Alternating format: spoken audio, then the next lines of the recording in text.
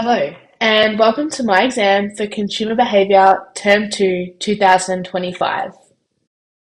I'm going to do a brief overview of the topics, then move into which topic I think is the most important. So, first was perception. So, how the public views a brand and how this is forms from things such as past experiences, product quality, marketing messages, etc. Next was ideology. This is the system of ideas and ideals, which is important for brands as the values, beliefs, and principles that a brand embodies and communicates to its customers can significantly impact brand success. Next was learning and cultural influence. So, how consumers acquire values, habits, and preferences through their learnings and culture. Next was collective consumer behavior. So, how we all want to feel a part of a group and how brands can leverage this in ways such as brand communities. Next is motivations, attitudes, and persuasion. So, the internal drivers behind why we want to do something and how this can be shaped by marketing. Next is responsible consumption. So, is what we're consuming ethical and sustainable? And what place do brands play in this responsible consumption? Next is algorithms and consumption. So, how digital platforms shape our consumer choices. So, how data and AI is already being used to do this, and then how it will look moving into the future. Next is consumer experience. So, it's that entire journey from start to end that a consumer goes through, and how this then shapes their choice of purchasing. Next is exchange and resource circulation. So, we exchange goods, services, and resources between people, groups, organizations, companies, and the ways in which this is done and the mediums used to do so. So ultimately, I think that the big overarching theme is identity. And like identity is the backbone. It drives all of our decision making. So consumers use their purchasing choices to express themselves, their personal values and attributes. And identity can, in my opinion, be linked to almost every topic or every topic. You know, our consumer experience is shaped by our identity.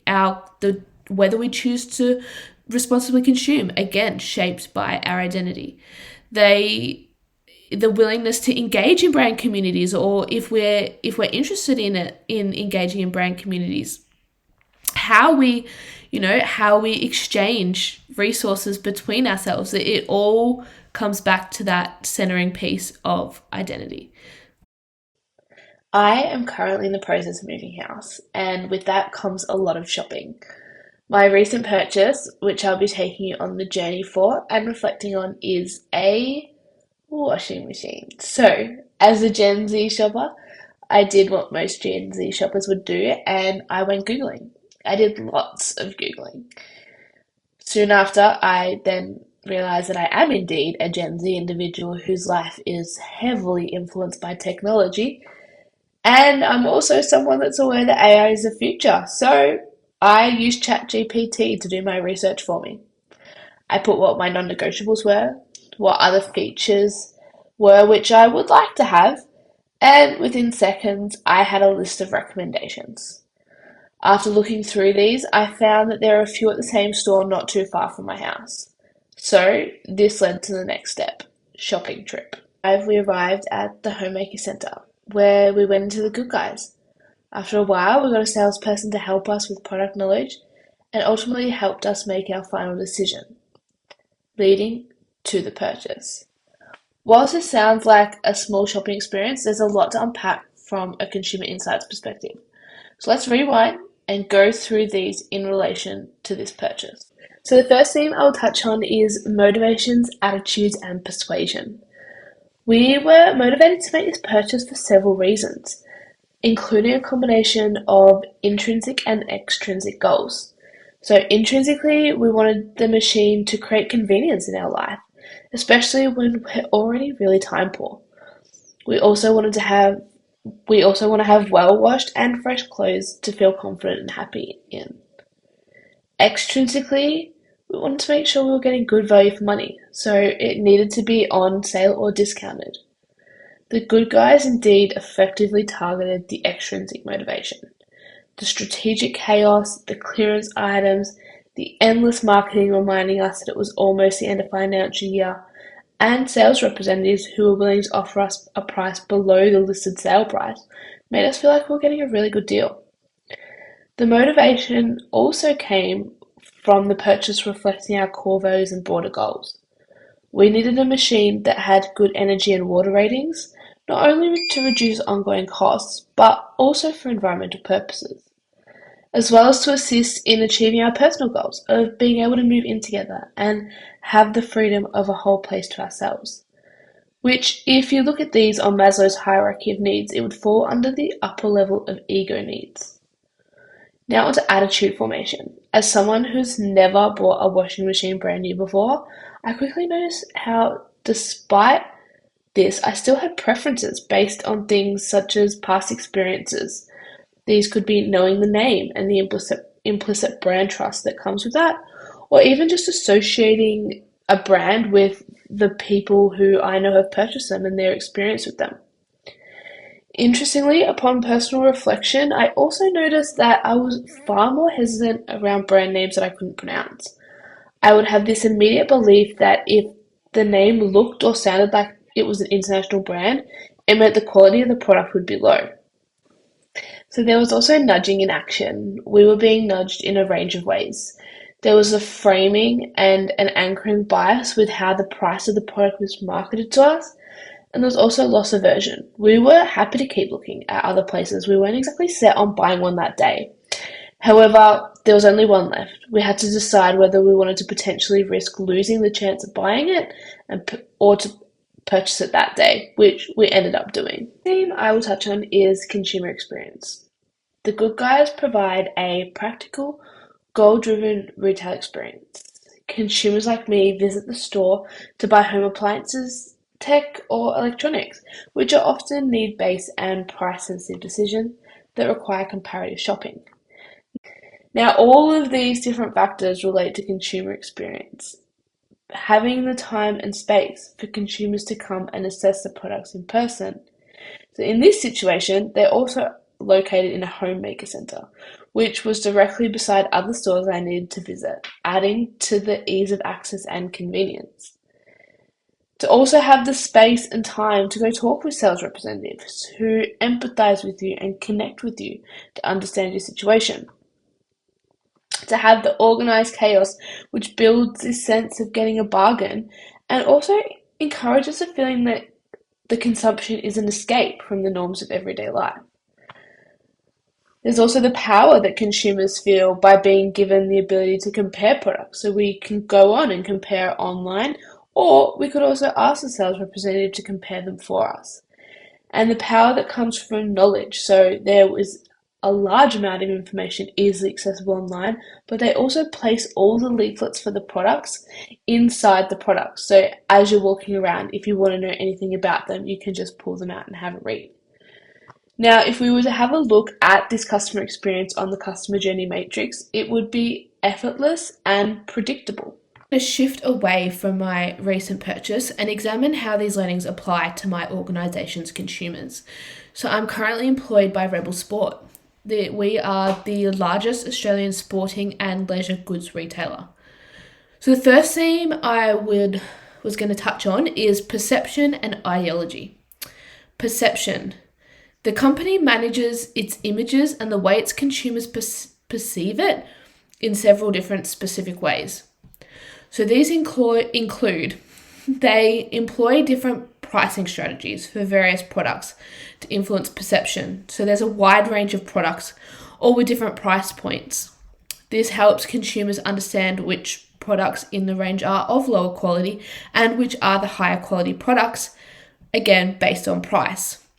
They use anchor pricing to create the perception of value and even refrain from placing some brands on sale ever to create this perception of quality and exclusivity. The company and the brands that Rebel stock also leverage the halo effect by sponsoring elite athletes to boost the product's image and create resonance with the customers.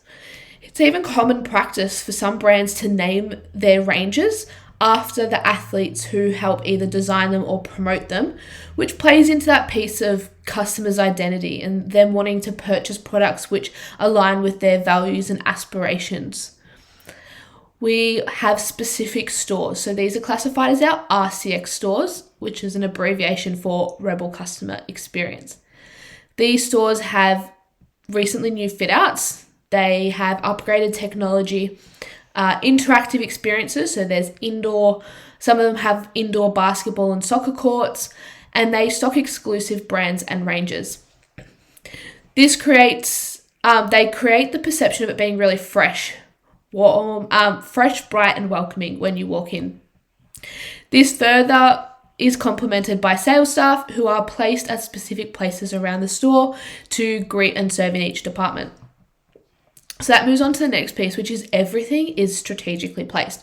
From the layout of the store to where each product is placed at what particular time of the year, to the visual concepts, to where the marketing is placed, or all of which is to gain consumer attention. So look at these in relation to the perceptual process, which Rebel Sport provides sensory stimuli for. So they provide sights. There are numerous factors focused on visuals. In store, there is bright campaigns. There are concepts to give consumers ideas and inspiration on what to buy. The list of sites goes on. Sounds, Rebel has a very specifically curated playlist of music that gets played in the store. And then intermittently throughout the day, it also features a really powerful advertisement which talks about Rebel's vision and the power of sport. Textures, so obviously the products are all out on display. They can be tried, touched, and felt. And then this leaves the last two, which is taste and smell.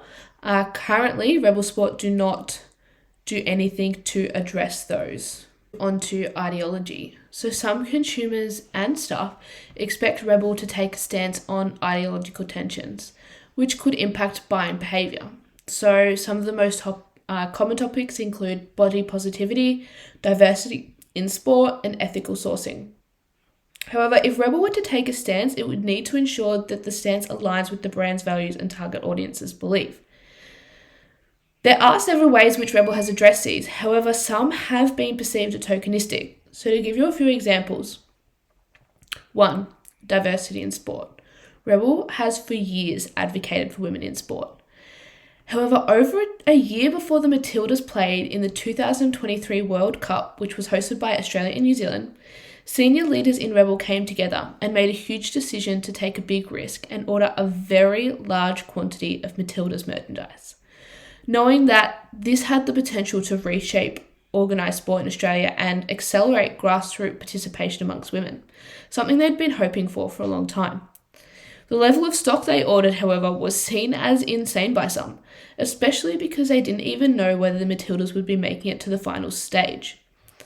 Whilst this was ultimately a huge financial success for the business, what they did was take a stance on women in sport in Australia and back them, something which aligned with their target audience's belief and something the brand had instilled in its values for a very long time. Now, if we're to look at the flip side of this, Rebel has introduced a recycling program for old sports balls and shoes. Whilst this is fantastic, we get countless comments from consumers about how it feels as if it's a tick box approach, because the company does not prioritize sustainability in all other ways. In one way, they implement these programs, but on the other, Rebel sports stores don't even have paper or soft plastic recycling. Cardboard gets recycled, but everything else goes straight into hard waste,